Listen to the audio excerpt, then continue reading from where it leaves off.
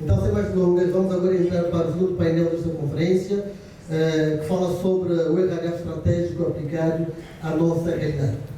Nesse painel, nós vamos ter um momento de análise sobre as áreas de gestão de recursos humanos e vendo se têm cada vez mais participado nas definições de estratégias das empresas em todo o mundo e de que forma tem sido desafiador conseguir este envolvimento nas empresas em Angola. Considerando a integração tecnológica através de análises de dados que permitam o levantamento de informações preditivas que visam fundamentalmente o suporte a decisões estratégicas. Nesse painel teremos as abordagens dos seguintes doutores. Doutor Voala Pedro, por favor, eu já convido para tomar o seu assento. Por favor, palmas. Doutora Edna António, por favor, também convido a tomar o respectivo assento. Por favor, palmas para ela. E também o doutor Mário Henriques, que fala para nós a partir de Portugal. Palmas também para o doutor Mário Henriques. Então, esse painel será moderado pelo Dr. Cláudio Silva. Também pedimos que tome o seu assento, sendo que eu farei também portanto, vou dar o meu apoio à moderação. Antes de passar a palavra ao moderador, permitam-me dizer que o Dr. Voala Pedro é executivo sénior em gestão de RH e também pós-graduado em gestão de empresas e lideranças. Tem funções de gestão na área de recursos humanos do Grupo Sonangol. A doutora Edna António é diretora de desenvolvimento humano e especialista em liderança e cultura organizacional, bem como é palestrante portanto, e consultora, melhor dizendo.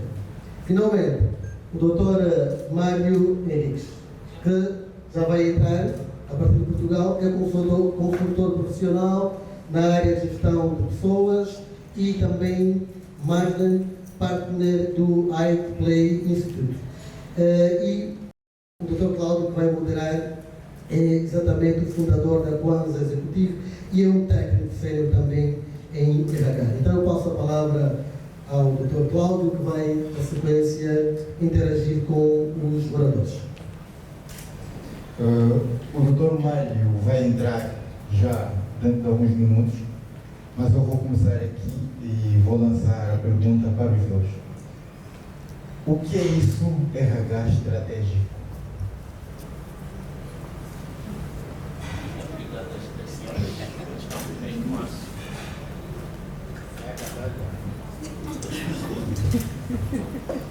Boa tarde. Eu começaria por agradecer ao Cláudio e ao time da Kwanza pelo convite. Já fui apresentada, sou Edna António. Tive a oportunidade de trabalhar com esses jovens há alguns anos e para mim é uma honra, né, ver a organização deste evento e principalmente pelos temas que passaram por aqui, a grandeza do primeiro painel, a forma como a doutora Cristina apresentou e o Jorge. Mais uma vez, obrigada. O tema é de facto bastante pertinente. Eu começaria logo por referir uma frase que eu gosto muito, Simon Sinek, que ele diz o seguinte: 100% dos nossos clientes são pessoas. Eu digo sempre isso em todos os meus eventos. 100% dos nossos colaboradores são pessoas. Se você não entende de pessoas, você não percebe de negócios. Isso para dizer que pensar em RH estratégico, a reflexão é bastante pertinente. Pensar no local. O RH estratégico, ou falar de RH estratégico, pressupõe colocar a pessoa no centro.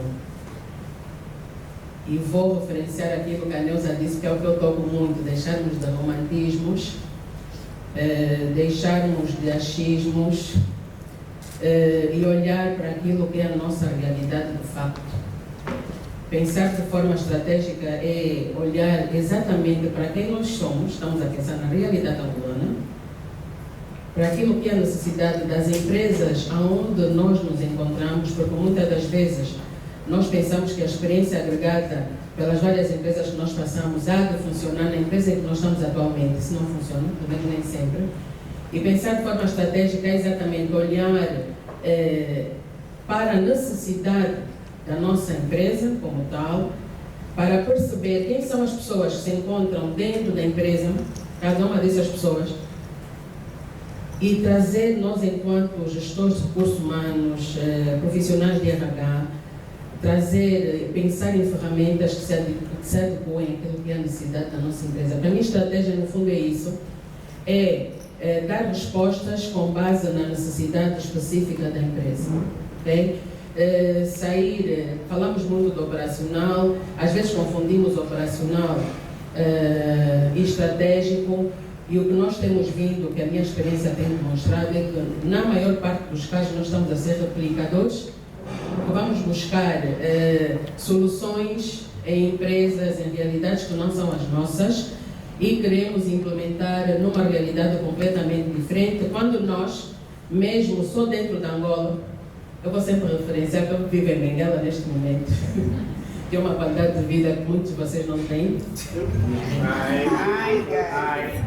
Isso é verdade. Mas fora de brincadeira, que muitas das vezes aquilo que funciona para uma determinada empresa, por exemplo, que está em Luanda, não funciona para uma empresa que está em Benguela. Porque até a própria cultura, a parte envolvente em que a empresa está inserida, também conta para a cultura organizacional daquela empresa ou para a própria necessidade daquela empresa. Okay? Obrigada. Boa tarde.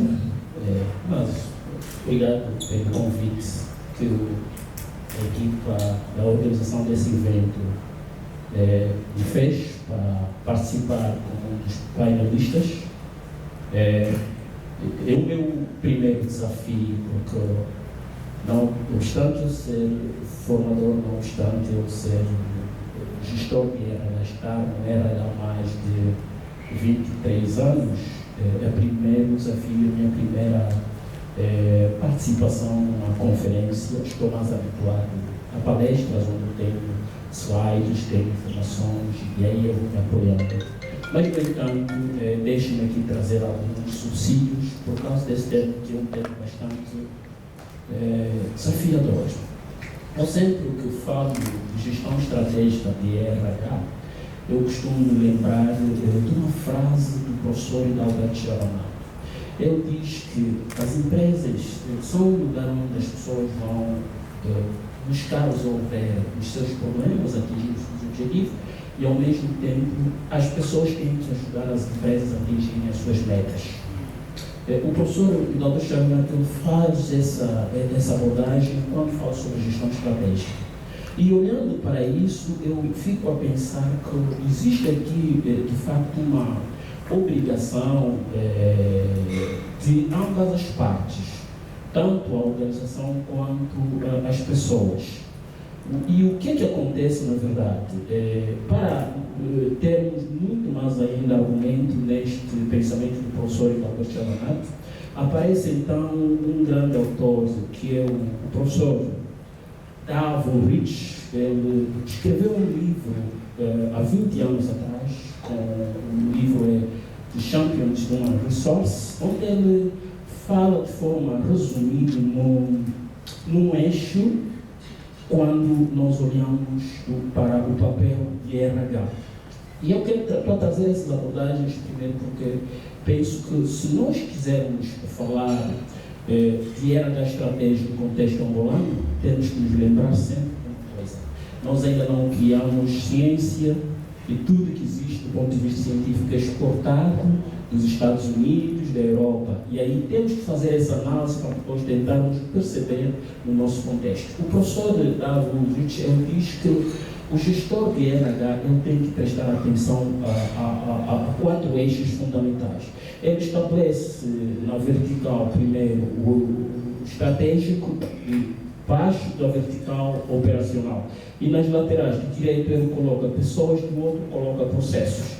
E o que é que ele nos chama a atenção? Ele diz que o gestor de recursos humanos, enquanto gestor, ele tem que olhar para a estratégia da organização, do negócio, tem que entender o negócio. Ao mesmo tempo que ele entende o negócio, ele tem que perceber que existem questões operacionais do dia a dia que ele tem que resolver. Tem que olhar para o operacional. E ao mesmo tempo que ele olha para isso, ele também tem que perceber que tem processos. São processos que ele tem que entender e são processos que ele vai preparar e passar para os gestores de linha que vão operacionalizar e lhe ajudar a liderar da melhor forma possível. Ao mesmo tempo que ele olha para os processos, o David Ulrich nos diz também que o gestor de RH tem que olhar para as pessoas. Ele diz que o gestor de RH tem que amar as pessoas. Vejamos, quando nós olhamos para esta abordagem do David Ulrich, nós ficamos aqui a perceber, ok, é importante, afinal de contas, quando nós queremos tornar, e aqui espero que tenhamos aqui CEOs, porque e às vezes o papel do gestor de RH, ele encontra barreiras quando o CEO não decide sobre a possibilidade de trazer esse gestor para aí onde se discute negócio. Aí onde se discute estratégias para o negócio. Quando o gestor de RH não está onde se discute o negócio, ele dificilmente vai conseguir alinhar as políticas de RH com a estratégia do negócio. E quando isso não é alinhado, ocorre então estas dificuldades que nós temos estado a ver. Este é ponto de partida para nós podermos conversar. Obrigado. Ok, obrigado, Dr. Vala. Já está conosco também o Dr. Mário, o Dr. Mário Henrique, a partir de Portugal. Fez aqui uma abordagem daquilo que é RH estratégico. Queríamos saber, Dr. Mário, de que forma é que esta participação do RH na definição da estratégia pode se materializar em empresas angolanas ou em outras empresas no mundo? Então, muito boa tarde. Eu não sei se me estão a ouvir bem. Muito bem. Ótimo. Muito boa tarde a todos e muito obrigado. Honra em poder participar, embora longe, mas honra em poder participar convosco. Antes de mais, falando deste tema, deixem-me só dizer que eu trabalho há alguns anos em Moçambique e Angola e, portanto, tenho alguma proximidade relativamente a essa realidade, sendo que sou natural de Moçambique e, portanto, há coisas que, embora vivendo a maior parte do tempo em Portugal e na Europa, não significa que não me são estranhas. Uma das coisas que me parece a mim que são mais desafiantes, essencialmente, e pelo que é a minha experiência do ponto de vista de recursos humanos, aquilo que para mim me parece mais difícil às vezes conseguirmos para que o RH cumpra este papel estratégico, diz muitas vezes respeito àquilo que são as equipas de liderança nas organizações. Ou seja, aquilo que eu vejo muitas vezes é que as próprias equipas de liderança e gestão das organizações, às vezes, consideram mais os recursos humanos e outras vezes consideram menos os recursos humanos. Isso, obviamente, tem muito a ver com a pessoa que está no papel de recursos humanos, mas a intervenção que os RH possam ter na definição da estratégia tem muito a ver com a sua capacidade de influenciar a equipa de gestão e influenciar as pessoas que lideram diretamente a organização.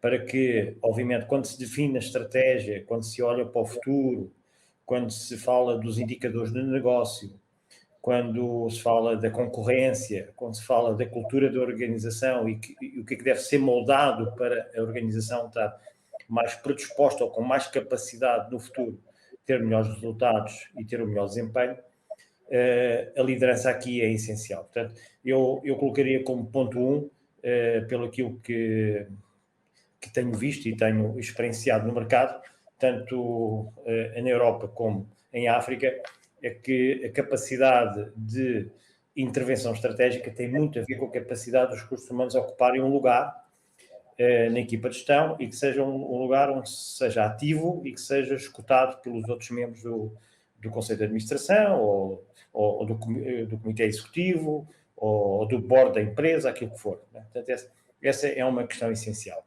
A segunda é as pessoas não estarem tão centradas nas questões internas da organização, mas estarem mais centradas nas questões externas da organização. Ou seja, para nós sermos estratégicos, temos que perceber como é que é o nosso mercado, que produto e serviço é que vendemos, temos que perceber bem o nosso negócio, temos que perceber bem a concorrência, como é que as coisas estão a evoluir, e, portanto, a nossa capacidade de percebermos o negócio, estarmos no negócio, percebemos bem como é que as coisas estão a acontecer lá fora, os resultados que estamos a produzir, ajuda-nos também a ter um papel mais interventivo a nível interno. Ou seja, começar de fora para dentro e não começar de dentro para fora. Porque só assim é que depois nós conseguimos adaptar aquilo que é a estratégia, e nomeadamente numa vertente mais de recursos humanos, àquilo que a organização precisa para ter os melhores resultados lá fora. E depois, obviamente, aí surgem todas as outras questões relacionadas a processos muito mais práticos, têm a ver com a questão, a forma como a gente vai recrutar talento, a forma como a gente prepara talento, a forma como a gente prepara as lideranças, a forma como a gente cria cultura dentro da organização, etc, etc. Portanto, depois aí obviamente, entramos por um conjunto de práticas muito, muito particulares que depois, obviamente, terão que ser redesenhadas ou adaptadas. Em terceiro lugar e último, eu colocaria que as práticas de recursos humanos têm que ser desenhadas, ou seja, elas não podem acontecer, muitas organizações optam por elas acontecer no dia-a-dia, portanto, e vão respondendo no dia-a-dia de forma intuitiva às necessidades, e, portanto, tem uma prática mais operacional, não é? O dia-a-dia pede-nos e a gente responde. Há organizações que têm a preocupação de ter um desenho das suas práticas, e quando desenham as suas práticas, desenham a forma como recrutam, a forma como fazem o onboarding, a forma como treinam pessoas, a forma como comunicam, como reconhecem, como fazem a gestão das carreiras, etc, etc. E, portanto, a capacidade de nós desenharmos processos antecipadamente e depois as pessoas encaixarem dentro desses processos que nós desenhamos, também, obviamente, aí acaba por ter um papel muito importante de forma prática, como nós conseguimos, muitas vezes, colocar aquilo que está no papel, ou seja, que está na estratégia, a acontecer no dia-a-dia. Muito bem, obrigado, doutor Maria Henriques. Então, na sequência desta primeira bateria de questões, sendo certo que a integração das áreas de RH na visão estratégica das empresas é de facto muito relevante, então eu pergunto aos painelistas quais são os desafios que se levantam no que diz respeito ao envolvimento das áreas de RH, tanto na definição como na implementação das estratégias das empresas.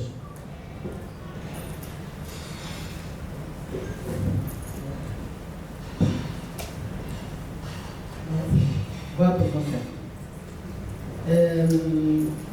Eu tenho estado a dizer nos últimos meses, posso assim dizer, que o lugar em que nós, RHs, nos colocamos, ou estamos a ser colocados, tem a ver com aquilo que nós demonstramos enquanto profissionais. A forma como nós somos recebidos pelas outras áreas, pelos CEOs, pelos tomadores de decisão dentro da empresa, tem muito a ver com o nosso posicionamento enquanto profissionais de RH. Eu digo por quê? Porque nós habituamos, e o Vala disse muito bem, nós não temos, temos que nos socorrer quando falamos da base teórica daquilo que existe nos outros países, isso é uma realidade. Já há muito boa literatura de recursos humanos em Angola, muitas pessoas a pensar e a escrever sobre RH em Angola, felizmente. E acho que teremos o lançamento de um livro do Dr. Celso Silva no próximo mês. Socorremos da base teórica existente ou feitas para as outras realidades e deixamos de lado aquilo que é a nossa realidade. E muitas das vezes o que é que acontece? Esquecemos, também estou sempre a referenciar isso, vou continuar a falar até que tomemos consciência enquanto gestores de recursos humanos que nós estamos nas empresas para pensar em ferramentas que se adequem à necessidade daquela empresa, a gestão, não é? E um dos pontos, e falamos há pouco quando saímos, que nós, gestores de recursos humanos, e quando digo gestores de recursos humanos, não estou a referir aos chefes, aos líderes, a todos os profissionais. Nós temos, e porque estamos na era 4.0, em que a tecnologia de alguma forma influencia fortemente naquilo que é a forma como nós atuamos enquanto gestores de recursos humanos, mas até que ponto é que esta tecnologia traz elementos que se adequam à nossa realidade. E eu vou trazer um exemplo. Nós temos ferramentas como o DISC, ou temos informações e conhecimentos como aquilo que é a diferenciação das gerações, porque hoje fala-se muito do intercâmbio ou da interrelação entre as gerações nas organizações, mas até que ponto é que o milénio, com as características definidas, onde foram identificadas aquela geração como sendo milénio, são as mesmas características de alguém deste período em Angola. Edna falou de Benguela, alguém que nasceu nos anos 90 e hoje já está a trabalhar em Benguela, né, os mesmos anseios ou a mesma visão da sociedade que alguém que está em Luanda, no centro urbano. Então, de que forma que nós, gestores de recursos humanos, podemos conciliar e, dessa forma, participar, então, da definição estratégica das empresas?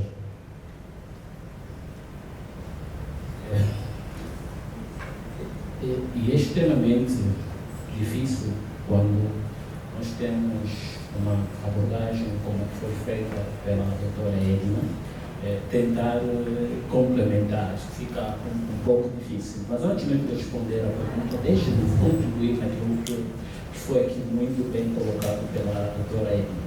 E acho que um dos grandes desafios, eu acredito, tem a ver com o mindset de liderança. E nós todos estamos aqui, sabemos que hoje, independentemente da necessidade que nós temos de conhecer os processos de gestão de recursos humanos, e isso é fundamental, esse é o primeiro passo. Para ser um bom gestor de RH, temos que dominar os processos. Porque nós não podemos conhecer só, nós temos que dominar. Se nós não dominarmos os processos, dificilmente vamos conseguir retirar daí os dados que foram aqui abordados. E muito menos, dificilmente vamos conseguir entender que indicadores nós precisamos, de facto, preparar para trazer para as nossas lideranças. E uma das questões que é muito enfrentada nas organizações hoje tem a ver com a mentalidade dos líderes quando olham para o RH. Os líderes olham para o RH como algo que surge para trazer mais atraso até no trabalho operacional. A sensação de que os líderes não se consideram pessoas. Eu, nessa minha pequena experiência de gestão de RH, uma vez percebi, estava a conversar com o meu líder estava a colocar questões ligadas à gestão de pessoas. O meu líder olhava para mim e dizia: você olha muito para as pessoas. No final da conversa eu disse: tudo isso que eu tenho estado aqui a trazer tem a ver com pessoas, porque no final de contas todos nós estamos aqui a trabalhar, no final do dia vamos nos reformar, e se as políticas que estamos aqui a definir não estiverem muito bem estruturadas, muito bem alinhadas, quando nos reformarmos, se calhar vamos precisar de uma coisa que deveríamos ter sido nós a resolver, vamos pedir para que outros tivessem a resolver, e vamos perder essa oportunidade. Nós estamos aqui, independentemente da posição em que o senhor está, lembre-se que é uma pessoa que está na organização e o seu problema deve ser refletido e analisado aí naquela área de recursos humanos. E esses elementos estamos aqui a trazer processos de RH, política de RH, tudo isso é abrangente para todos nós, independentemente da posição. Passado algum tempo, o meu gestor reformou-se e queria que os seus problemas fossem resolvidos, viu? Afinal de contas, o RH é tão importante para todos nós. E é preciso, para isso, nós conquistarmos, como disse a doutora Edna, a nossa posição. Nós temos que conquistar um lugar. De facto, o desafio é este. E acresce-se ao facto da nossa própria cultura local, do país, ser uma cultura em que, muitas das vezes, se nós não tivermos cuidado, acabamos por tudo que nós levamos, os nossos chefes encarem aquele conceito perca de tempo. E eu penso que todos estão aqui que são gestores de recursos humanos e principalmente algumas pessoas que são das empresas que nós chamamos de função pública sabem disso. Eu já tive gestores que me disseram assim: aquilo que você aprendeu na escola e no curso, aquilo não é para aplicar. E eu me pergunto, eu fui estudar para quê? Na verdade, o que nós aprendemos na escola, estamos a aplicar aqui na prática, tentando trazer isso para o contexto.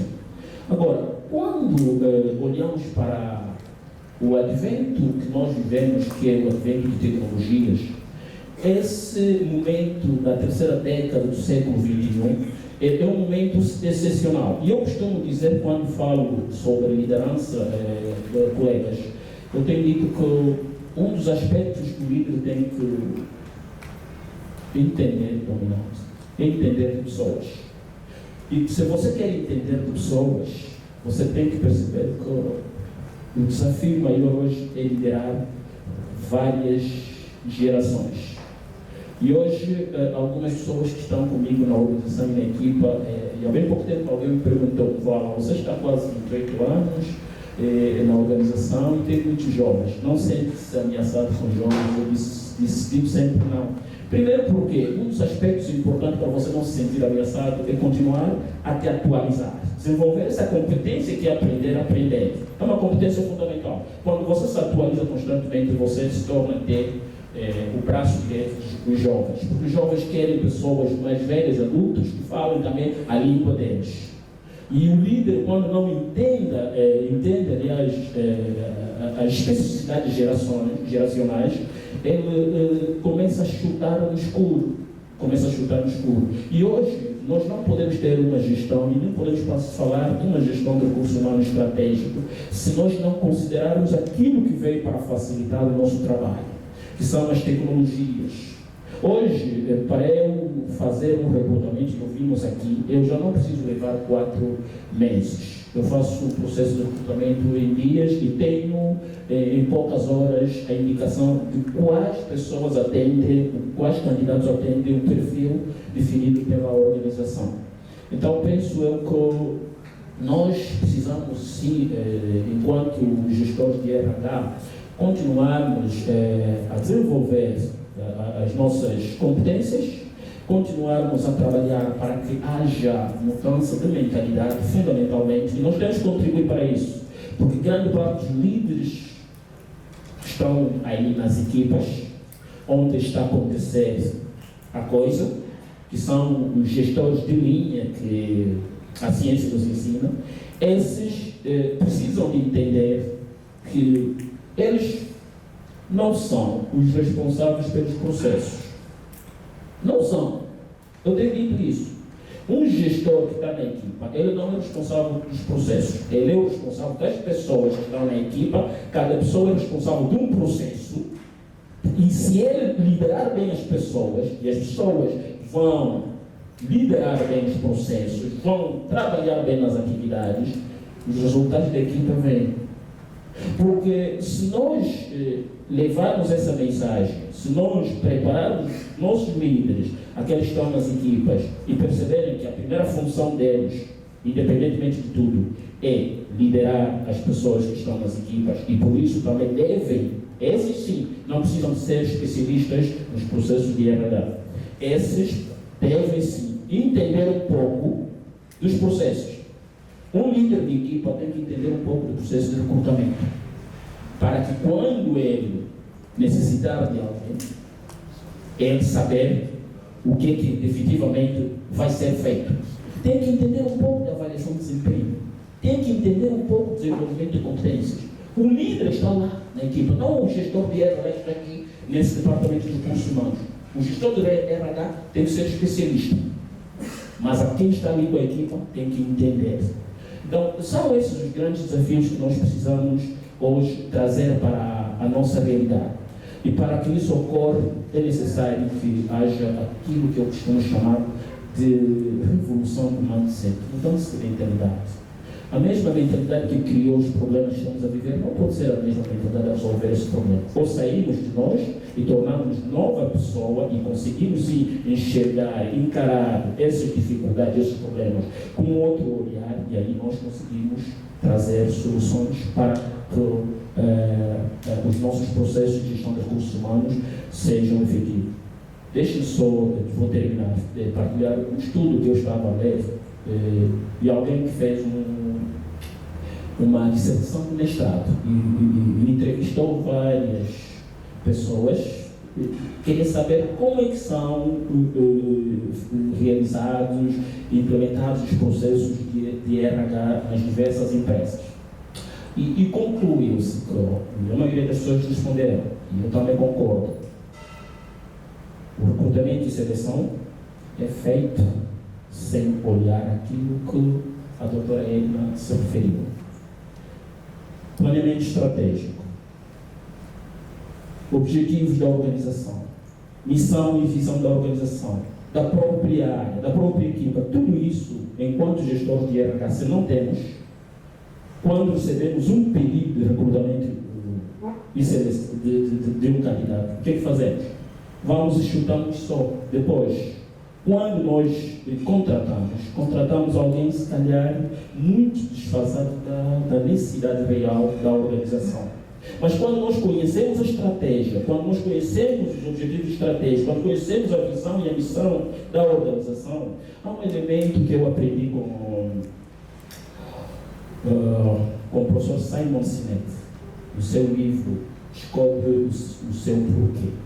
Ele traz uma reflexão de um processo de recrutamento que estava a ser realizado, e uma das coisas que a diretora da área que estava a recrutar pediu e encarou nos candidatos, ele não queria saber do perfil técnico e muito menos de outro perfil, porque ele sabia e ele dizia que o outro perfil técnico eu posso desenvolver, a minha organização tem condições para desenvolver, mas eu quero contratar alguém que de facto se identifica antecipadamente com o meu sonho.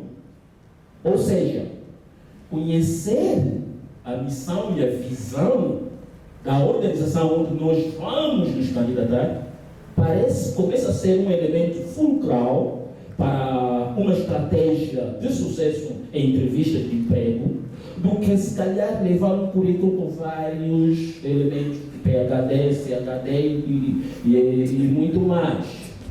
Então, nós percebemos aqui que precisamos de facto mudar a nossa mentalidade.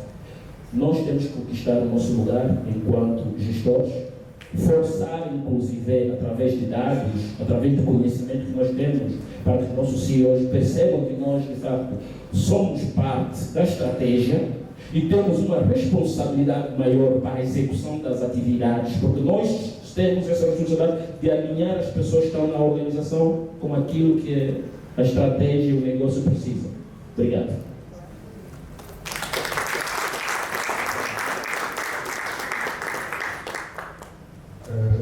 Já perceber da Edna e eu fiz a questão relacionada com a utilização das ferramentas que existem, que facilitam a gestão de recursos humanos para a nossa realidade, nos facilitando assim a apresentação de dados numéricos ou outros, a gestão, essa autogestão.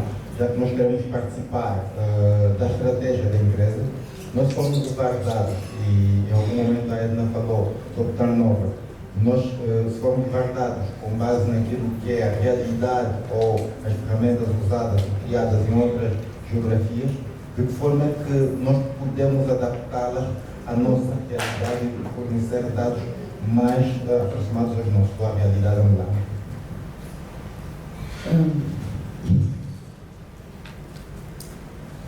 Eu gosto muito da parte prática, né? Mas obviamente que não vamos achar que estamos num mundo só nosso, né? Só estamos em Angola, somos nós e mais ninguém, não. As tecnologias acabam por ser um parceiro que todos nós, e eu recomendo que todos nós usemos. Obviamente que temos muitas limitações ainda no nosso país, isso é uma realidade, mas nós não conseguimos fugir disso. Vou repetir, falei há 2 dias sobre, por acaso falei da era digital, gestão do talento na era digital. E uma das coisas que eu verifiquei ao longo das minhas pesquisas é que nós temos 2 grandes grupos dentro da empresa, os B-Digital e os Go-Digital. B-Digital, aquelas pessoas que já nascem com DNA, sistema, tecnologia e tudo. E o Go-Digital, uns como nós, eu, o Vala e alguns poucos aqui na sala, que vamos aprendendo a trabalhar com as ferramentas. Mas tal como o Vala disse bem, pensar em tecnologias, pensar de forma digital é muito acima de ferramentas, é uma questão de mentalidade. E trazer isso para a nossa realidade angolana, eu vou dar um exemplo. Nós implementamos recentemente o modelo de avaliação de desempenho. E queríamos pensar numa ferramenta XPTO, mas grande parte das minhas pessoas são operacionais. Porque eu estou na parte do agronegócio, indústria, comércio. O que é que nós pensamos? Vamos usar uma ferramenta assim, mas algo simples, porque depois temos que acreditar que é um processo que deve ser feito. Porque se eu for buscar uma ferramenta XPTO e que grandes empresas lá fora, multinacionais, já utilizaram, provavelmente não vai ser adequada à minha realidade. Eu própria vou patinar. Então, decidimos usar uma ferramenta simples, algo que foi criado internamente. Tenho aqui a tecnologia associada. Estou a trabalhar com tecnologia, porque já não conseguimos fugir disso, não tem como. E sentimos falta dela, por exemplo, quando eu estou a falar, quando eu quero fazer chegar a minha informação a pessoas, por exemplo, que estão no campo. Preciso do suporte do suporte das tecnologias. E hoje é necessário nós exatamente termos essa visão. Quem nós somos, perceber os porquês, quem nós somos e acreditar que é um processo que pode ser feito de forma faseada. Porque nós não vamos querer sair do 8 para o 80 quando ainda temos, há um caminho grande a ser feito. Então, o que eu recomendo é, ok, essa é a nossa necessidade, nós somos assim, estamos neste nível, e adequar as ferramentas que sejam simples. Eu gosto da simplicidade. Que sejam ferramentas simples, que sejam adequadas e que as pessoas consigam manusear inicialmente. E à medida que o tempo vai passando, vamos então agregar, quer dizer, a maturidade vai crescendo, vai ser possível então inserir aqui novas abordagens em termos de tecnologias. Há um ponto que o Cláudio fez referência, não gostaria de deixar passar. É o exemplo de alguém que vive em Benguela, alguém que vive em Luanda. Pronto, quem está em Luanda está exposto a uma realidade completamente diferente, né? Tanto é que nós, enquanto empresa, muitas das vezes o que é que fazemos? Como o meu chefe diz, nós estamos na província. Se nós, Angola, o país, já estamos um bocadinho para trás em relação ao mundo, os que estão fora de Luanda é pior, né? Concordam comigo? Isso acontece, é uma realidade. Mas o que é que nós fazemos enquanto empresa? E porque a nossa dinâmica é muito acelerada, é garantir que, se a pensar sempre de forma faseada, eu não acredito naqueles processos que é sair do 0 para 100, eu prefiro fazer as coisas faseadamente, ou implementá-las faseadamente. Tirar as nossas pessoas, por exemplo, e expô-las a uma realidade diferente daquelas são, porque faz bem.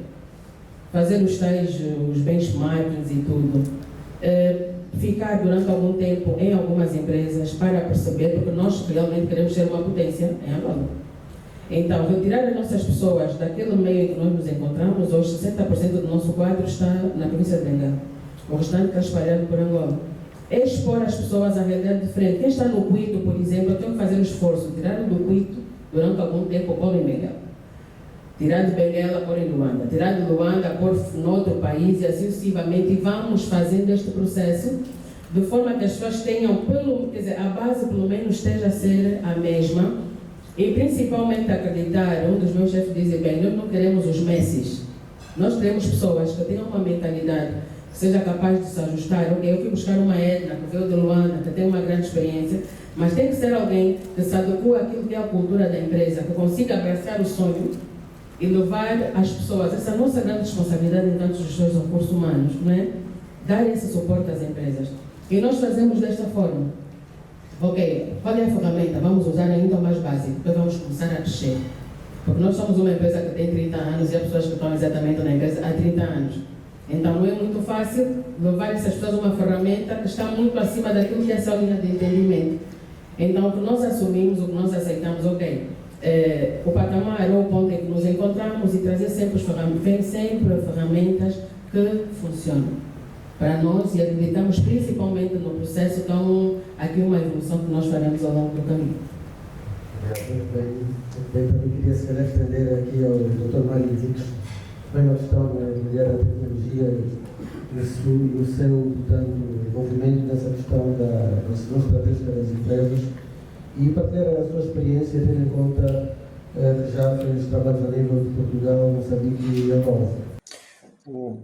Aqui, eu estou perfeitamente de acordo com aquilo que foi dito na sua maioria.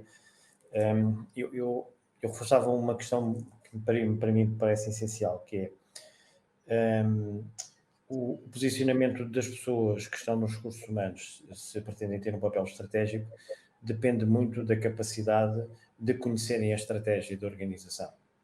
E às vezes isso é uma pergunta difícil para se colocar aos próprios líderes da organização, que é qual é a estratégia, para onde é que vamos.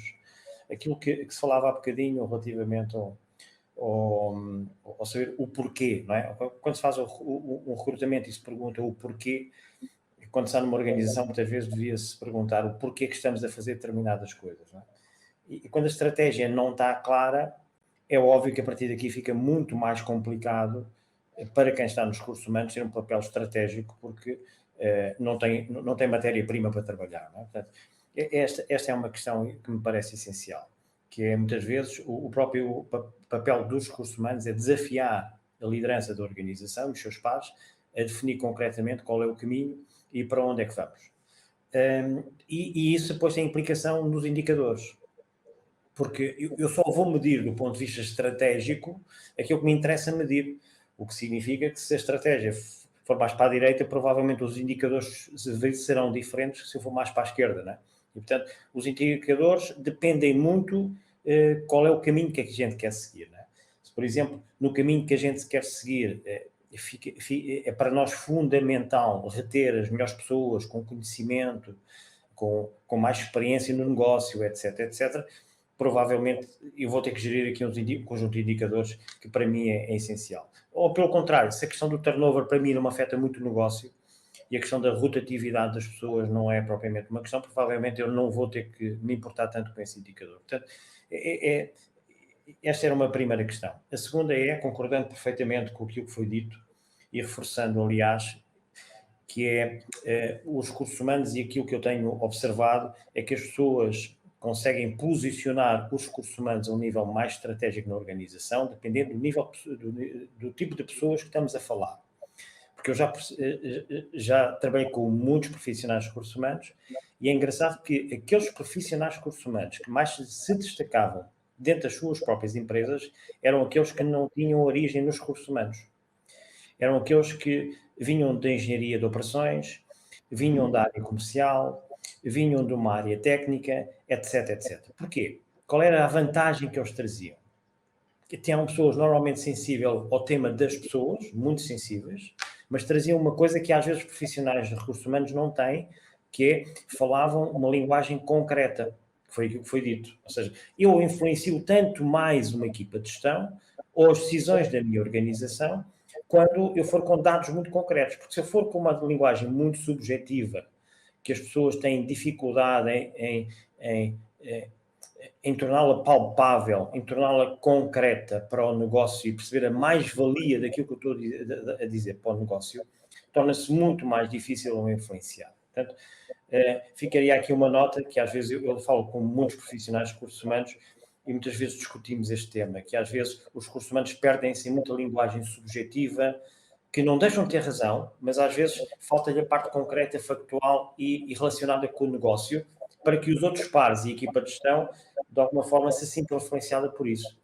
Uma coisa é eu dizer que as pessoas estão insatisfeitas, outra coisa é eu chegar lá e dizer que o nosso indicador de engagement ou de satisfação das pessoas caiu 30%. Portanto, são coisas diferentes. Ou dizer que nos últimos 6 meses perdemos 4 Cs intermédias que são fundamentais do ponto de vista do conhecimento para nós, ou da experiência que tínhamos, etc, etc. Portanto, é uma linguagem que às vezes a gente tem que ir mais direito ao número, mais direito ao gráfico, mais direito ao valor monetário, porque é uma linguagem de negócio que as equipas entendem, e se nós quisermos posicionar os recursos humanos a um nível mais estratégico na organização, temos forçosamente de falar essa linguagem. A segunda questão tem a ver, de facto, hoje em dia existe um conjunto de desafios, e desafios que essencialmente, alguns têm muito a ver com tecnologia, não é? Ou seja, a inteligência artificial está aí e vai mudar muita coisa. Outros desafios têm muito a ver com a questão relacionada com as novas gerações, ou seja, as novas gerações não pensam da mesma maneira que muitos daqueles que obviamente hoje têm funções de liderança e já estão há alguns anos no mercado, e, portanto, este é um desafio claro e obviamente deve ser colocado na estratégia das organizações, porque afeta diariamente aquilo que acontece. Há um desafio claro e tem muito a ver, na Europa a gente vive isso, obviamente nos países em África nós temos essa realidade de uma forma diferente, mas de facto a escola hoje em dia não prepara as pessoas para aquilo que as empresas precisam. Eu diria mesmo que a escola está um bocadinho obsoleta e completamente desgarrada daquilo que é a realidade, face àquilo que as empresas precisam do ponto de vista de treino de competências para as pessoas estarem aptas para os desafios funcionais que têm para elas. E outra questão que eu colocava também em cima da mesa, que tem a ver com a questão da inclusão, ou seja, e da diversidade de pessoas. Hoje, cada vez mais, nós temos que olhar para o mundo de forma diferente e temos que olhar para o mundo onde as formas de trabalhar, até pelo que a própria pandemia nos trouxe, têm que ser olhadas de uma forma mais natural do que têm sido olhadas. Não é? Ainda se olha com muita desconfiança para o local de trabalho onde a pessoa está, ainda se olha com alguma desconfiança relativamente à raça ou origem das pessoas que estão a trabalhar connosco, e de facto nós temos de tornar o mundo muito mais inclusivo, muito mais aberto à diversidade, e os recursos humanos têm um papel fundamental nisto. E às vezes nas organizações esta diversidade não é tão bem gerida. Eu, obviamente, como estando na Europa, eu tenho que ser advogado do diabo e às vezes tenho algumas boas discussões com colegas angolanos e brasileiros, nomeadamente, quando às vezes falamos da questão do local e do estar em Angola, ou estar no Brasil, etc. E eu às vezes concordo perfeitamente, e é claro, eu conheço um conjunto de realidades são diferentes, mas eu acho que não podemos abusar da questão do pensar local. Nós não nos podemos esquecer que estamos num mundo global. E se queremos elevar as nossas organizações para um outro nível, é óbvio, como a doutora Edna falava, isto tem que ser de forma simplificada, ou seja, passo a passo, e não pode ser com coisas que obviamente não têm conexão nenhuma com a nossa realidade, mas a única forma é trazermos aquilo que são as boas práticas do mundo e tentá-las incorporar com a devida adaptação. Não é? Nós em Portugal, comparativamente com a Europa, claramente estamos muito atrás dos outros países, mas talvez a capacidade de alguns de nós estarmos mais abertos relativamente a incorporar um conjunto de questões, práticas, etc., provavelmente ajudam-nos a sermos mais globais, a falarmos a mesma linguagem, estamos situados a outro nível. Né? E, portanto, este era um desafio que deixava do ponto de vista de pensamento, que era não deixar de perceber as características locais, mas também não deixarmos de pensar naquilo que é o mundo global e aquilo que o mundo global nos traz, provavelmente vai nos desafiar para níveis que sozinhos provavelmente nós podemos. Obrigado. Obrigado, Dr. Mário Henriques. Então, com este binómio do global e local, nós passamos para a segunda fase desse painel, que é concernente às questões dos participantes. Então, queremos abrir aqui este primeiro leque de perguntas ou contribuições. Então, gostaríamos que pelo menos 3 perguntas dirigidas, cada uma delas aos nossos painelistas. Por exemplo, nós ao analisarmos os dados de absentismo de uma empresa, vamos dizer, nos últimos 3 anos, provavelmente vamos conseguir encontrar um padrão de uma época do ano onde as pessoas estão mais absentes. Já com esta informação, nós conseguimos criar iniciativas para conseguir contornar isto e convencer a gestão da empresa de forma factual e não emocional de como é que esta informação pode ser útil para nós. O outro ponto é, em Angola, não como em outras realidades, não existe muita informação em relação a padrões, comportamentos e hábitos da população em geral. As empresas são ricas nesta informação. Se calhar é a fonte mais fidedigna para nós percebermos como é que as pessoas se comportam ao longo dos anos e em diferentes etapas do ano. Se nós conseguirmos analisar esta informação, não só contribuímos para um melhor bem-estar dos nossos colaboradores, com iniciativas que de facto terão impacto, como também vamos conseguir falar a linguagem da gestão. E a grande barreira para os recursos humanos que eu vejo estando na área de consultoria é que os recursos humanos não falam a linguagem da gestão. É uma linguagem emocional, teórica e não é pode até ser factual, mas para a gestão não é factual. É sempre, vocês gostam simplesmente de gastar dinheiro, particularmente para os financeiros. Já quando apresentamos números, pegando no exemplo anterior, eu consigo comprovar que, olha, nesta altura as pessoas estão mais, temos uma maior taxa de absentismo, a produção baixou, se trabalhamos em indústrias, se trabalhamos no comércio, os objetivos comerciais não foram atingidos. O que é que se passou nesta altura? Choveu mais, qual foi a dificuldade das pessoas em chegar ao local de trabalho? Será que faz sentido alugarmos transportes públicos privados para que as pessoas venham? É rentável, não é? E assim conseguimos tomar decisões que realmente têm impacto positivo para o negócio. Era apenas esta. Eu vou dar a outra porque eu queria fazer outra contribuição, mas vou deixar a introdução falar. Imagina, a doutora Edna falou, portanto, tem o meu foco pessoal em Benguela, enfim, do ponto de vista mesmo psicossocial aqui em Angola, mas imaginemos também num contexto de uma empresa que, por exemplo, tem a filial ou outras subsidiárias em Moçambique, no Brasil, em Portugal. Como, portanto, qual seria o desafio ou como é que o RH poderia criar aí, portanto, uma cultura homogénea, tendo em conta essas grandes diferenciações regionais, culturais, étnicas e, enfim. Portanto, essa é a questão. Obrigado. Obrigado. A última intervenção, por favor. Lá atrás, por favor. Boa tarde, sou António Manuel. Não tenho uma formação de recursos humanos, tenho alguma noção por conta da experiência associada ao trabalho que faço e também a nível de processo de gestão da empresa. Eu sou empresário, ou pelo menos empreendedor, sei como se diz, e eu tenho uma gestão que eu acho super interessante, no meu ponto de vista, e gostava de aplicar para facilitar aqui o processo de, se calhar, chamamos a atenção aqui um ponto que pode ser interessante, a não ser que não esteja ainda aí na baila dos nossos painelistas, que é o seguinte: sendo a conferência local, e eu entendo que estamos a olhar para perspectivas globais associadas à realidade, e neste caso aqui a nossa Angola, saber se, além das várias informações ligadas aos processos de recursos humanos, os nossos painelistas conseguem identificar localmente ações que seriam benéficas para incorporar nos vários processos de recursos humanos nas nossas empresas, tratando-se da questão local.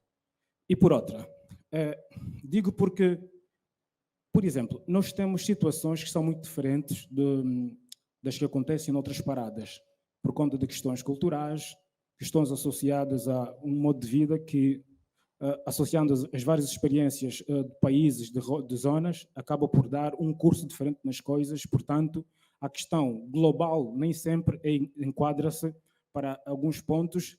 É, no entanto, necessário que se faça algumas adaptações ou enquadramentos por formas a que se facilite a entrega dos processos e a realização ou então o alcance dos objetivos com resultados positivos. Eu gostava de saber se existe essa possibilidade, se tem feito algum levantamento com relação a isso e se é possível fazer-se essa incorporação no sentido de dar sentido à questão da conferência, no caso de ser local. Não sei se foi bem claro, mas pronto. É isso. Ok, obrigado, estimado António Manuel. Indo então aqui para os painelistas, não sei se conseguiram fixar as questões. Exatamente, para o Dr. Mário, né? Dr. Mário. Eu podia falar já da primeira, que tem a ver com cultura homogénea.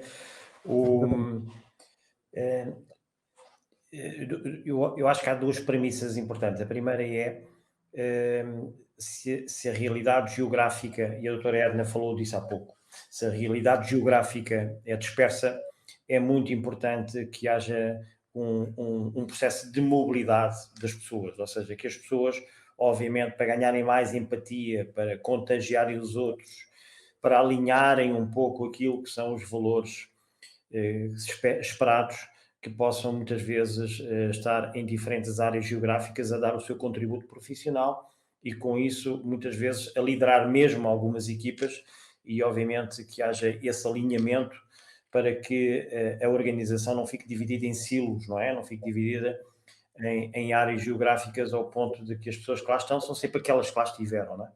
Portanto, essa é uma questão, a mobilidade. A segunda a cultura depende muito do processo de coerência e congruência da liderança. Ou seja, é muito importante que quem lidera nas diferentes áreas geográficas tenha um alinhamento relativamente a um conjunto de valores. E alinhamento significa que aquilo que pede acaba por dar no seu comportamento no dia-a-dia. Ou seja, é difícil aos líderes pedirem uma coisa que depois exigem dos outros, mas não praticam, não é? E, portanto, a cultura será tanto mais sólida e tanto mais capaz de ter alinhamento das restantes pessoas, se obviamente as lideranças atuarem, mas ao mesmo tempo liderarem pelo exemplo. Um bocadinho aquele lema americano, não é? Que é o walk the talk, ou seja, fazer andar aquilo que nós dizemos, para que as pessoas percebam que as coisas não são só ditas, mas são também ditas, mas são representadas por aquilo que as pessoas fazem. Esta era essencialmente a questão que eu vos deixava, dando só 2 ou 3 exemplos relativamente àquilo que tenho contatado. De facto, mesmo em empresas que estão situadas em vários países e têm escritórios em vários países ou têm fábricas em vários países, aquilo que se procura muitas vezes é, obviamente, fazer uma rotatividade das pessoas que lideram algum tipo de departamentos ou áreas que são estratégicas na organização, para que essas pessoas, obviamente, possam ter esse contagiar de uma cultura só e não de várias culturas, independentemente da cultura e do país onde estão. E, obviamente, que entre as lideranças haja um alinhamento relativamente a esses mesmos valores e que as pessoas muitas vezes possam estar juntas a discutir esses valores e não só a discutir rácios, indicadores económicos, de produtividade, comerciais, etc., mas discutam um dos temas da agenda, como é que nós estamos a passar a cultura para as nossas equipas, como é que as nossas equipas estão alinhadas com esses valores, etc. E aí sim, esse é um papel da pessoa dos recursos humanos, em ter a força suficiente para meter isto na agenda das equipas e, obviamente, juntar as equipas para que esse seja um tema que faça parte dos temas essenciais da equipa de gestão quando ela se junta. Eu deixaria depois, posso dar contributos para as outras perguntas que também foram feitas, mas deixaria espaço aqui para os meus colegas. Sim, só para complementar aquilo que foi dito pelo Dr. Bento. Há uma coisa que eu tenho estado, ao longo deste tempo, acho que tenho estado a me intrigar. É o facto de que nós, os RHs, nos preocupamos muito com o clima organizacional, que é como as pessoas estão na empresa, e nos preocupamos muito pouco com qual é a forma de ser e estar das pessoas na organização. Se eu não estou errado, penso que existe uma diferença. Nós fazemos estudos de clima organizacional, temos até semi-processos de clima organizacional, mas nunca nos preocupamos em estruturar um desenho de cultura organizacional. Eu fico aqui, e isso tem estado a me intrigar. Costumo desafiar muito tentar entender isso. Mas, no entanto, eu quando olho para algumas organizações que têm uma dispersão geográfica muito acentuada, e vamos aqui olhar para a indústria petrolífera, se você estiver na Total nos Estados Unidos e vier trabalhar na Total aqui em Angola, parece que dentro da empresa você não vai notar diferença. Não vai notar. O modus operandi, ser estar, é o mesmo, é uniforme. Ou seja, a cultura é desenhada pela empresa-mãe, pela visão da empresa-mãe, e como essa empresa-mãe sabe que tem uma dispersão geográfica, essa cultura é disseminada para todas as geografias onde a empresa está situada. Para não existir diferença do ponto de vista de ser e estar. E por quê? Porque senão o que acontece? Se existir diferença, vai existir em termos de produtividade, rácios muito significativos. Nós todos sabemos qual é a força que a cultura tem em engolir estratégias. O Peter Drucker diz que a cultura é tão forte que come a estratégia do pequeno almoço, logo de manhã bem cedo. Então, é importante que nós, enquanto gestores de RH, nos preocupemos também em pensar, estruturar a cultura, porque às vezes falamos da cultura de uma forma muito teórica, muito no ar. Se chegar à nossa organização e dizer assim, mostre-me ainda como é que está estruturada a vossa cultura, muitos de nós não conseguimos apresentar um modelo de cultura organizacional que identifica a forma de ser e estar das pessoas, desde a entrada do edifício até sair. E a cultura organizacional, ela tem um peso muito importante, às vezes, na transformação da própria cultura local. Percebe, não é? O que acontece? É que as pessoas que estão na organização, eles vivem na sociedade. Se eles dentro da organização tiverem uma cultura de uma mentalidade de crescimento, uma mentalidade de mudança, uma mentalidade de resultados, uma mentalidade de alto desempenho, essas mesmas pessoas, no final do dia, quando saem da organização, vão para as suas casas, elas tendem a levar a essa cultura, e isso tem influência. Ou seja, existe um binômio que, na minha opinião, em que a sociedade pode corromper a cultura da organização, como bem também a própria organização, se a cultura for forte, pode influenciar a mudança da cultura da própria sociedade. Eu penso que deve existir uma cultura homogênea, principalmente para as empresas que são multinacionais. Porque é isso que nós vivemos aqui. Acho que os colegas que trabalharam já e tiveram experiência em empresas multinacionais sabem disso e podem concordar conosco. Se não existir uma cultura homogênea, as empresas multinacionais elas acabam por ter várias culturas e isso pode afetar até a dinâmica da própria liderança e gestão. Muito obrigado. Muito bem, muito bem. Então, estamos aqui a dar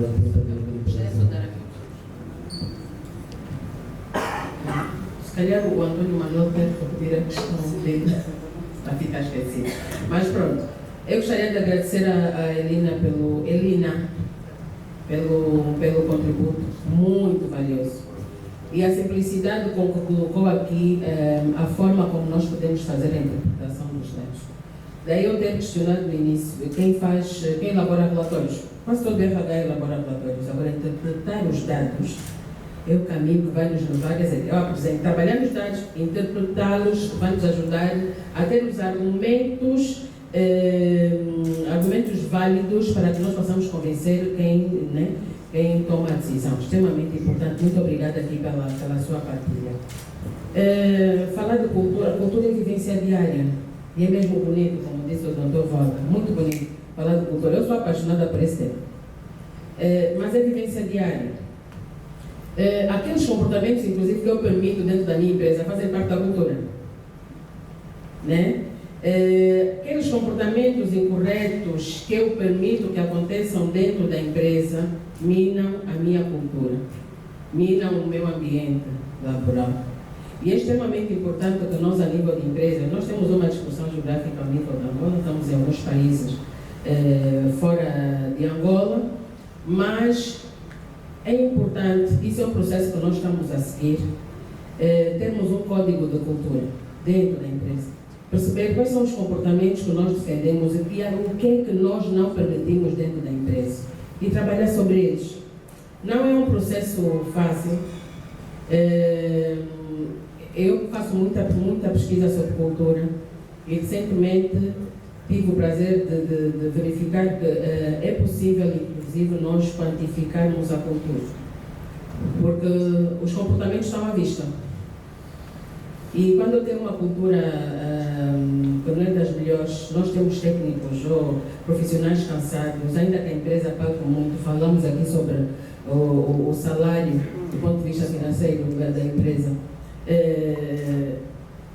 Posso ganhar muito, mas estou completamente desmotivada na empresa, estou cansada, sempre atenta.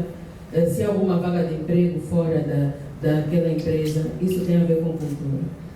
a empresa tem tudo para dar certo, mas não dá certo porque as pessoas simplesmente não fazem. Tem a tecnologia, enfim, estão para frente em muitos aspectos, mas simplesmente não temos resultados satisfatórios. Tem a ver com a cultura. É tão forte, a cultura é tão forte que pode dominar tudo, e muito bem, a cultura como a estratégia ao pequeno almoço. E podemos ter as melhores pessoas, ou melhor, vou trocar, podemos ter a melhor estratégia. Essas palavras não são minhas, nem ao princípio, mas gostei. Podemos ter a melhor estratégia, com as pessoas erradas nunca vai dar certo. Vamos lutar, isso é cultura é estratégia, especificamente. E o que tem que ser feito, no meu ponto de vista, é termos mesmo um código de cultura, perceber efetivamente quais são os comportamentos que nós defendemos dentro da empresa. E estar claro quais são os comportamentos que nós não toleramos, inclusive dentro da empresa, num código de cultura simples. Isso deve ser partilhado por todo o negócio, todas as áreas, todas as empresas que façam parte de um determinado grupo. Agora, a questão do Antônio Manuel, eu acho que ficou mesmo esquecida, porque inclusive já não me lembro qual foi. Você que ele falou de incorporar, se calhar é importante repetir. Lembro de alguma forma, o Antônio Manuel fez questão e trouxe ao cima o tema da conferência, que é a conferência local. Então, de que forma que tem sido feita ou pode ser feita esta adaptação de conceitos globais para a realidade local, considerando que nós temos uma cultura local muito própria? Nós realmente estamos numa aldeia global, né? Já não temos como fugir disso. Estamos com as tecnologias, estamos na era digital. Mas o que é que eu recomendo? Olhar para o ponto em que nos encontramos, trazer ou adequar a nossa realidade e seguir o caminho faseadamente. Acreditar que é possível, mas perceber claramente que a aplicação ou a implementação dos processos ou das novas tecnologias deve ser feita de forma faseada, mas sempre ajustada à real necessidade. A nossa forma de estar, o Vala disse muito bem, a forma de estar é extremamente importante. Quem nós somos e de que forma é que nós podemos nos inserir nessa aldeia global que é o mundo, não podemos ficar longe dele. Feliz ou infelizmente não temos como, mas é possível sim começarmos ou continuarmos a trabalhar nas pessoas, perceber que é aqui um grande processo de gestão da mudança que nós temos de considerar para que as pessoas sintam-se todas parte deste processo.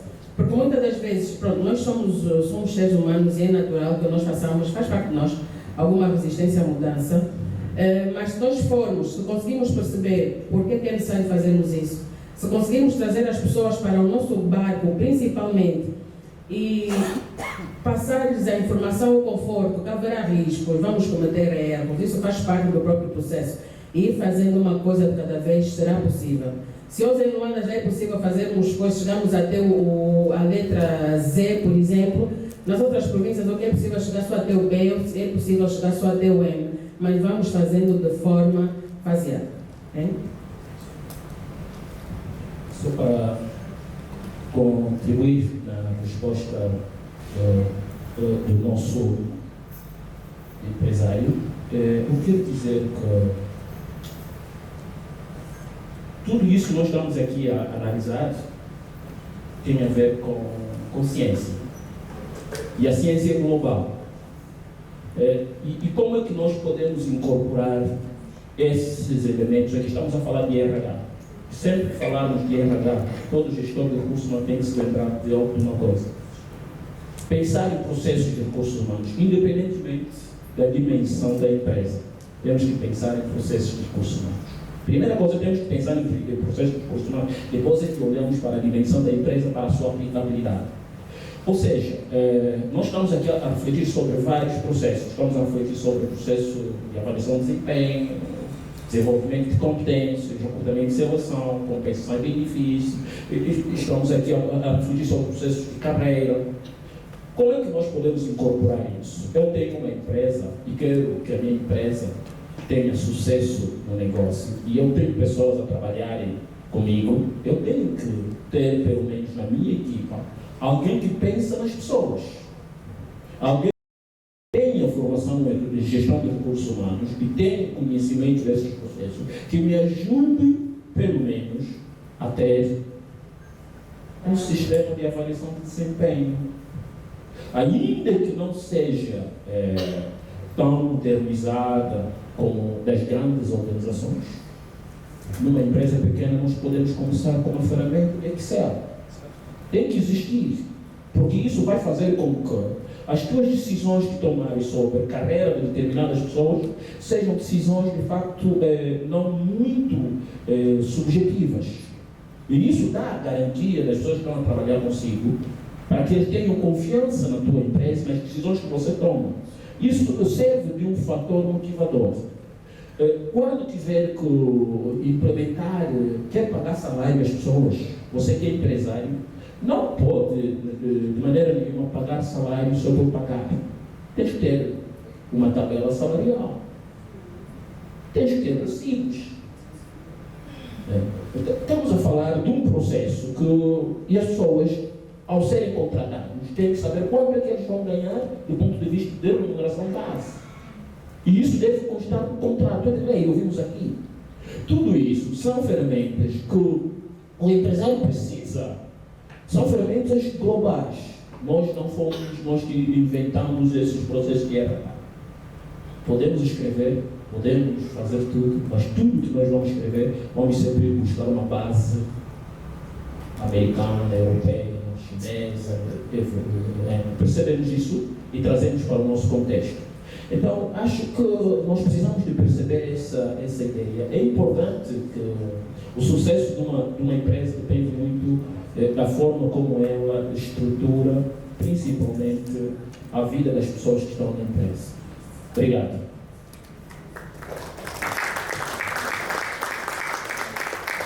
Eu vou fazer uma questão que acaba passando em boa parte das questões que foram aqui faladas, que é a retroalimentação na cultura organizacional e social, assim como a questão da estratégia.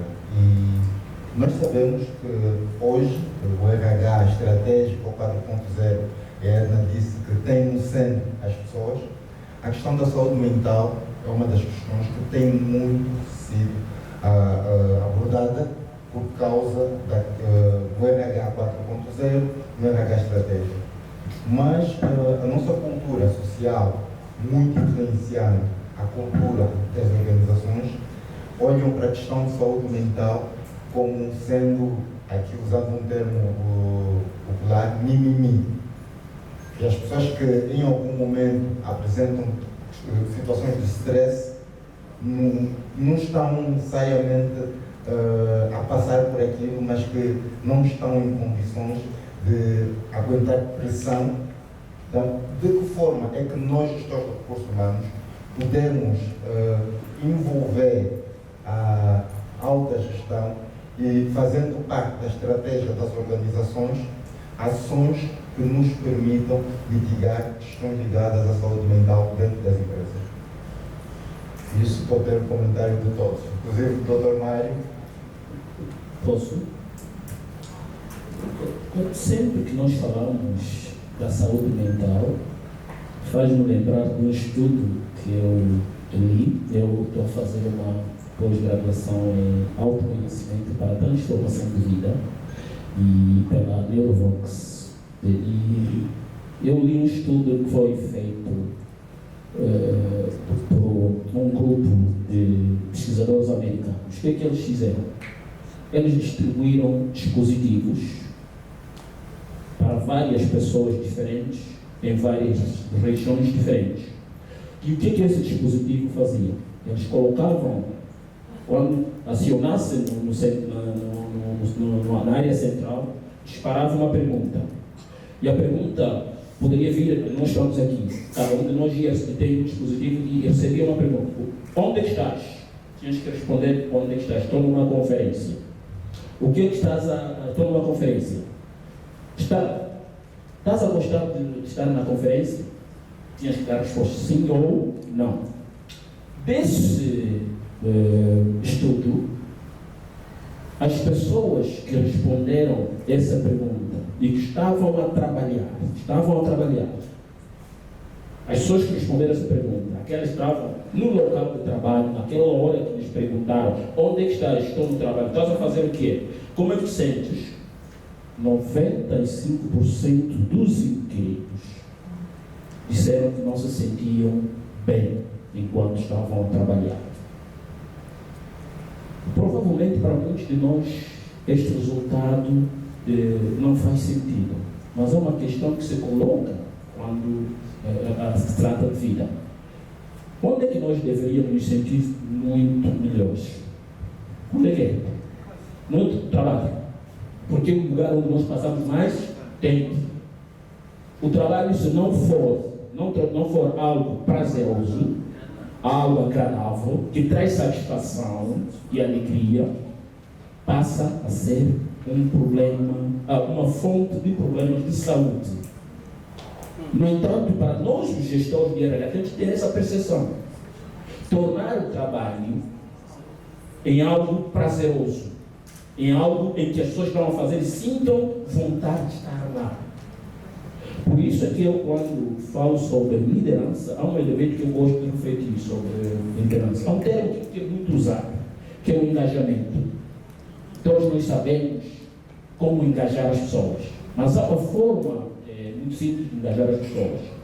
Se você é líder e tem na tua equipa uma pessoa que tem conhecimento muito, nível de competência muito alta, e você lhe atribui atividades de menor complexidade, você está a fazer com que essa pessoa fique desmotivada.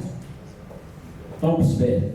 Se você atribui, tens uma pessoa com nível de competências baixo e você lhe dá atividades de maior complexidade, você vai criar nele ansiedade, estresse. E isso acontece nas nossas organizações. Não é mentira. Sabemos de pessoas que ocupam posições que provavelmente o nível de proficiência, de competências para aquele trabalho não lhes é aí, não foram preparados para tal. E essas pessoas que fazem? Seguram aqui, e aí estão com dor de cabeça, com angústia, com ansiedade e tudo mais. Eu penso que trazer esse assunto para a gestão estratégica, essa é uma responsabilidade de liderança.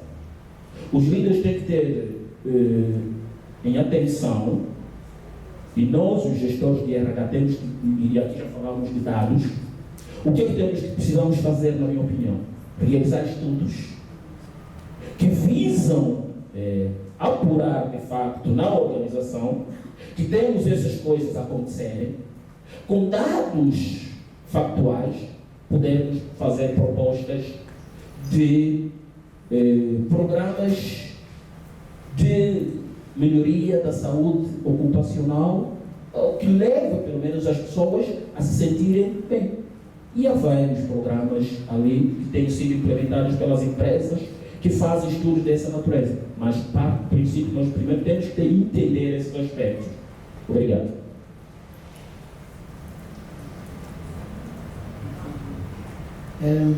Falar saúde mental e bem-estar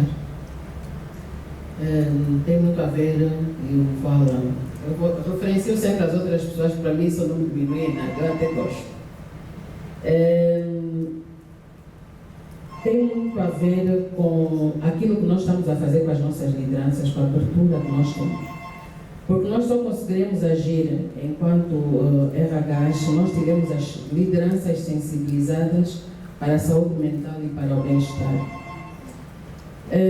Volto ao tema dos indicadores, extremamente importante. Nós fazemos as pesquisas de clima e mesmo nós, falar aqui das empresas angolanas, há pouco tempo, quando eu digo há pouco tempo, há poucos anos começamos a focar no tema da saúde mental. Falo da Angola para não falar do mundo, né? Começamos a focar no tema da saúde mental, quer dizer que é um tema particularmente novo. E estamos todos a aprender este processo que é bem-estar e saúde mental ainda.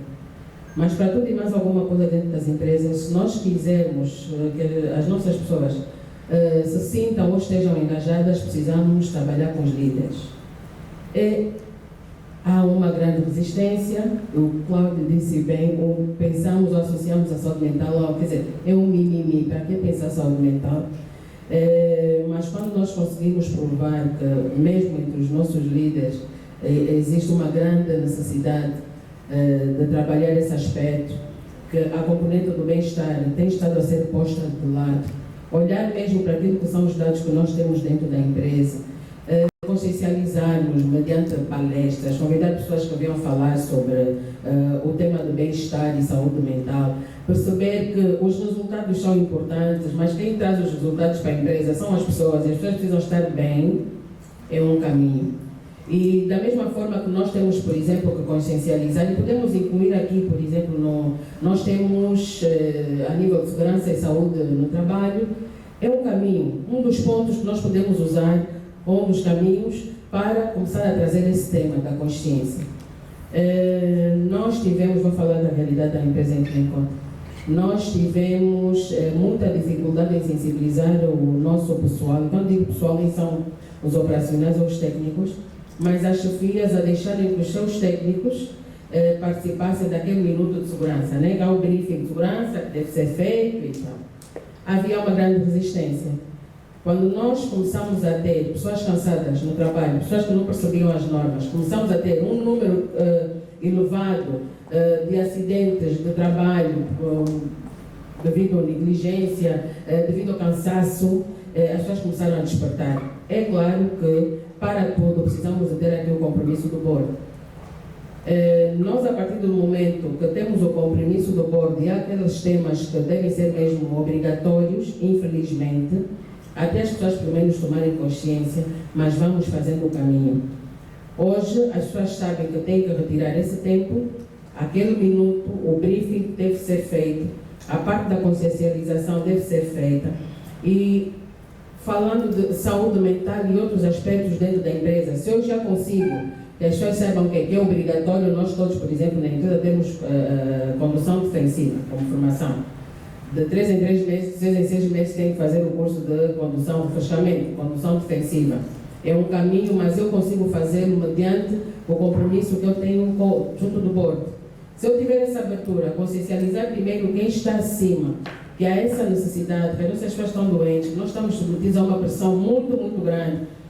O próprio custo de vida do nosso país tem sido uma aberração e as pessoas têm que fazer frente a tudo isso. Levar esses aspectos para a mesa de quem toma a decisão, consciencializá-los todos os dias, para mim é o caminho. Consciencializar o board primeiro, deixar, há coisas que vão ter que ser obrigatórias, desenvolver palestras, inserir alguns minutos em que as pessoas tenham mesmo que parar de trabalhar para ouvir falar de saúde mental e bem-estar, extremamente importante. Para mim é um dos caminhos, pelo menos é um que nós estamos a fazer neste momento, para conseguirmos consciencializar o pessoal. É importante também percebermos que as coisas não são tão fáceis como aparentam, o caminho deve ser feito. Que eu posso dizer, no Grupo Carril já fizemos isso, é um caminho, é uma luta diária, mas temos que acreditar que fazendo uma coisa de cada vez, água mole e pedra dura, tanto bate até que fora. Vamos consciencializando, vamos falando, não podemos nos cansar, porque de facto falar de saúde mental devia ser obrigatório em todas as empresas, em todas as mesas, porque estamos doentes. Boa parte de nós encontra-se doente, nós encontramos cansados e precisamos de refletir muito sobre esse aspecto. Então,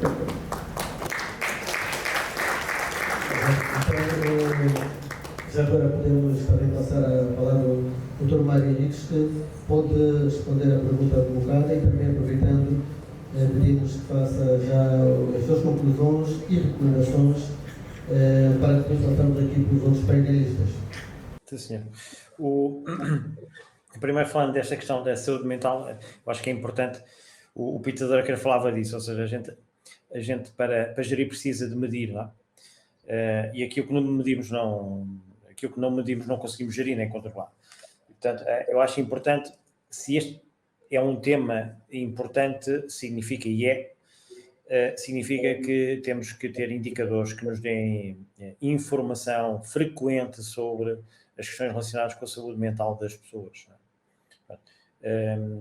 E de facto, há alguma evolução, mas ainda estamos longe daquilo que seria desejável, não é? Ou seja, nós temos indicadores mensais, trimestrais, o que for, onde nos digam mais ou menos como é que está o barómetro das equipas e das pessoas, para a gente poder atuar. Senão, vamos para mais um tema onde continuamos a ser subjetivos, é um tema onde poderemos ter muita razão, mas por vezes não conseguimos ser muito concretos a falar sobre essa temática e pode ser perigoso, não é? Portanto, essa era uma primeira questão que eu colocava. A segunda é, reforçando aqui o que a doutora Edna disse,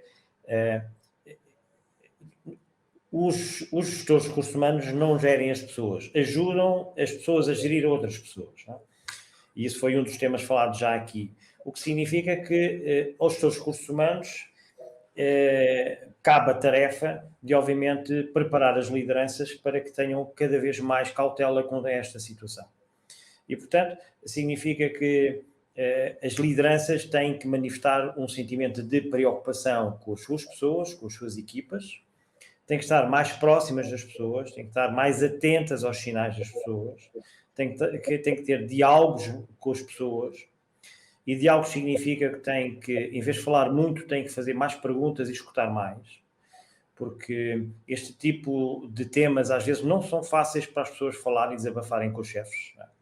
E, portanto, é fundamental que se crie um clima de segurança psicológica onde eu, se estou a liderar uma equipa, as minhas pessoas tenham à vontade para falar sobre determinados temas, nomeadamente com carga de trabalho a mais, ou têm stress a mais, ou não se têm sentido com os níveis de resiliência necessários e têm se mostrado mais frágeis ou sentido mais fragilidade no trabalho, etc., com níveis de produtividade mais baixos.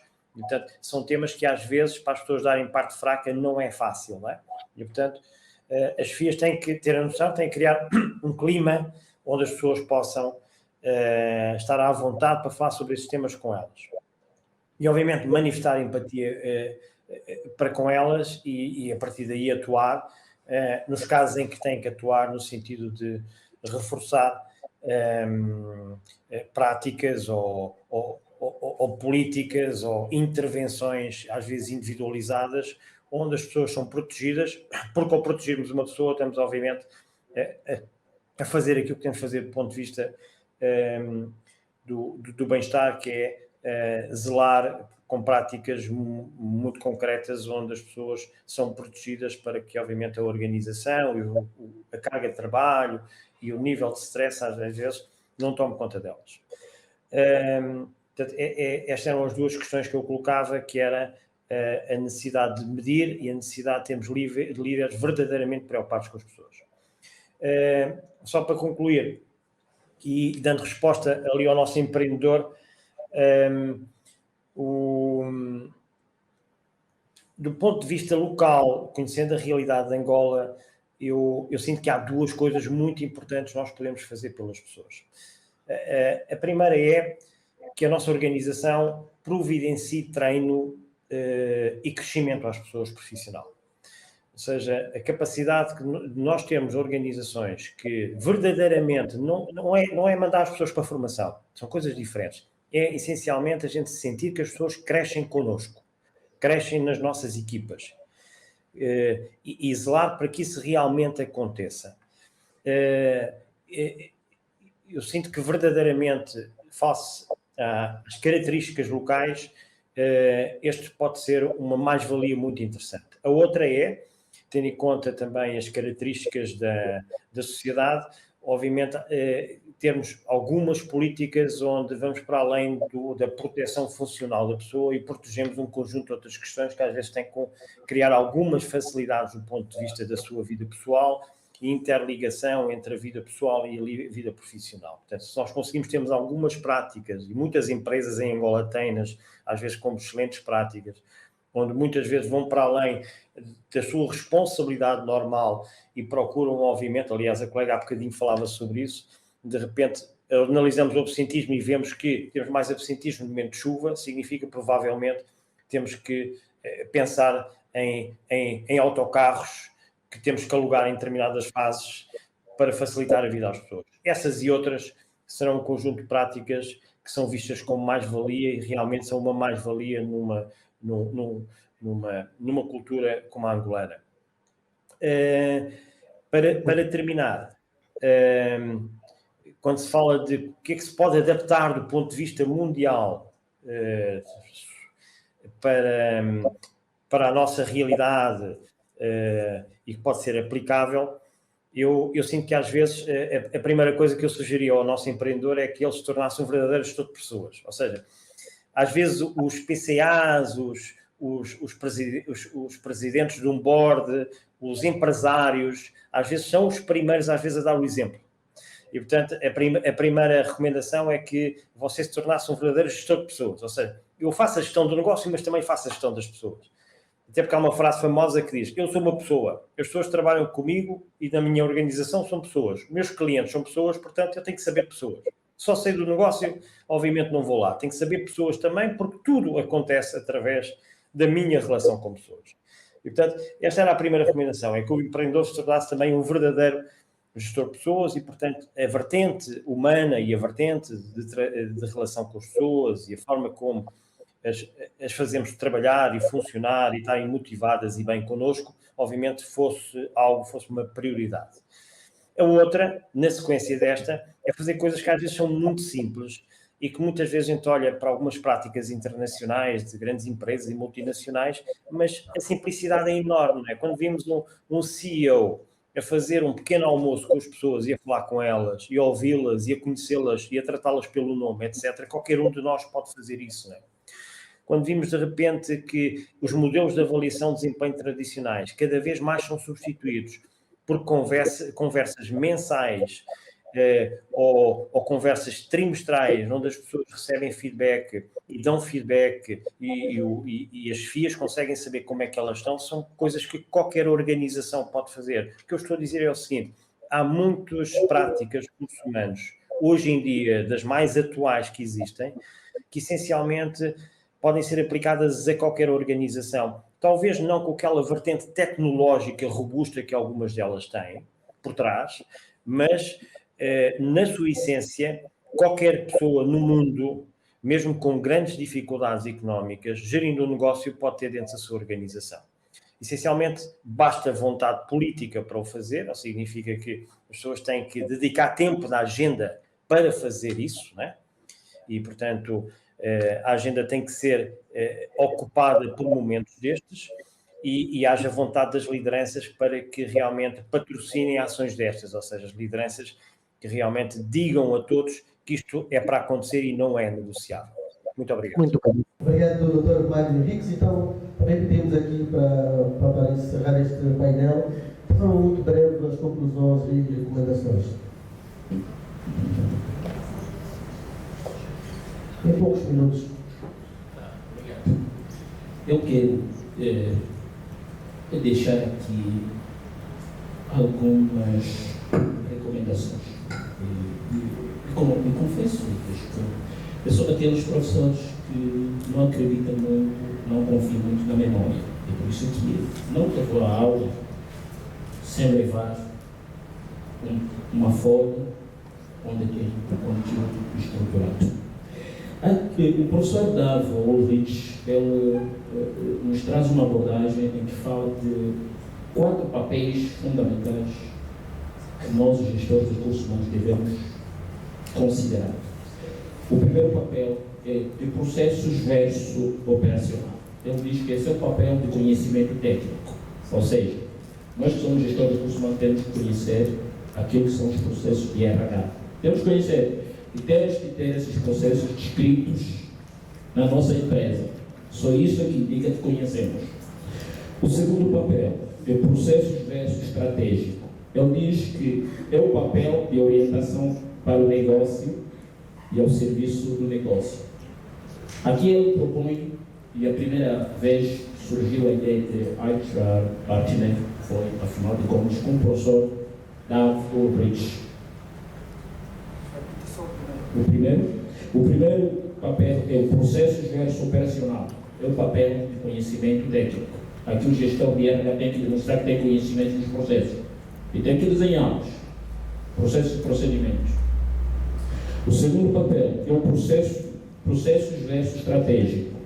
Aqui ele diz que é o papel de orientação para o negócio e ao serviço do negócio. O gestor de RH tem que conhecer o negócio. Se está numa clínica, faça um esforço para entender um pouco de saúde. Não precisa ser especialista, mas entende um pouco dos conceitos fundamentais, dos processos, pelo menos tem uma ideia para como é que eles estão para poder ajudar. E aqui há necessidade então de surgir aquela figura que nós chamamos de HR Business Partner, ou parceiro de negócio. E ela tem diz, pode ser também contribuinte para o negócio. O terceiro papel é o papel de estratégia versus processo. É o papel de champions de mudança. Campeões de mudança. É o papel de agente de mudança. Aqui ele diz que é preciso que o gestor de recursos humanos tenha uma visão de longo prazo. Quando vai fazer formação, não faça a formação somente para hoje. Faça a formação a pensar o caminho que o negócio vai seguir. E por isso, um dos elementos para você poder ter um programa de formação alinhado com a estratégia da organização é alinhar as suas necessidades de formação com as necessidades da função. Tem que levantar. Não percebeu? Não percebi. O terceiro papel. O terceiro papel é processos versus estratégia. É o papel de agente de mudança. Nós, os recursos humanos, os gestores de recursos humanos, temos que desempenhar um papel. Esse é o terceiro. Não, Terceiro é o inverso. É o terceiro, estratégia versus processo. Obrigado, muito obrigado. É o papel de agente de mudança. Nós temos que conhecer o negócio e temos que ser nós a ter a visão de longo prazo. Quando fazemos um plano de sucessão, temos que fazê-lo a pensar que os gestores hoje vão se reformar amanhã. E, portanto, pretendemos começar já a preparar novos gestores. Desculpa, uma dúvida. Disse que a formação tem que ser de acordo com a função. De acordo, as necessidades de formação têm que ser levantadas de acordo com a função. Fazer com base... Tem que estar alinhadas. Tem que estar alinhadas. Ou seja, nós não levantamos a necessidade de formação das pessoas numa primeira fase. Numa primeira fase você tem que ter aquilo que chamamos de percurso formativo. Os percursos formativos, eles são desenhados de acordo com a função. Olhamos para as funções e definimos os percursos formativos das necessidades de formação, das necessidades de competência com as áreas dessa função. Em função desses percursos formativos, é que depois cruzas os outros elementos das necessidades do trabalhador. Resultados da avaliação de desempenho, resultado das entrevistas de recrutamento e todas as outras ferramentas que nós usamos. Mas é fundamental ter uma informação de necessidades efetivas da própria função. E o último papel, ele diz que é pessoas versus operacional. Aqui ele diz que é o papel de defensor das pessoas na mesa da administração. O gestor de recursos humanos tem que ter a capacidade de, na mesa do Conselho de Administração, dizer o que é que está a faltar nas pessoas. O que é que as pessoas precisam. Ele tem que ter essa capacidade, de acordo com o dado ouvinte. Tem que dizer isso. Só que, ao mesmo tempo que ele defende as pessoas, ele também tem que defender a organização.